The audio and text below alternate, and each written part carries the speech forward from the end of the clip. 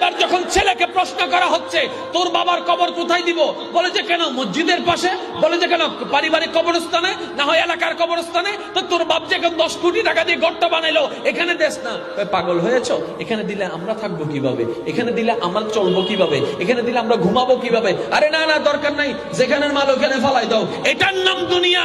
কিন্তু মনে রাখবেন আমার ভাইয়েরা, আপনার সন্তান আপনাকে ফেলে দিবে, আপনার বউ আপনাকে ফেলে দিবে, আপনার স্বামী আপনাকে ফেলে দিবে, আপনার পরিবার আপনাকে ফেলে দিবে, আপনার বন্ধু আপনাকে ফেলে দিবে, কিন্তু ওই কবরে আল্লাহর রহমত আর আপনার নবী আপনাকে আপন করে নিবে। সুবহানাল্লাহ।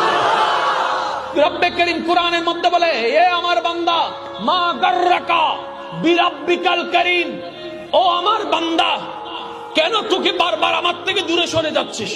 মা গাররাকা বিরাব্বিকাল করিম, কোন জিনিসটা তোকে আমার থেকে বারবার দূরে নিয়ে যাচ্ছে?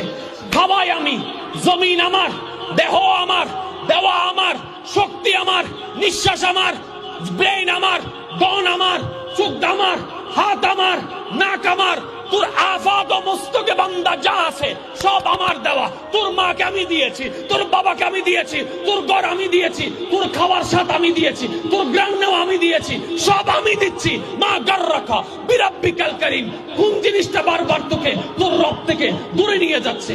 বান্দারে মনে রাখবি, একটা দিন আসবে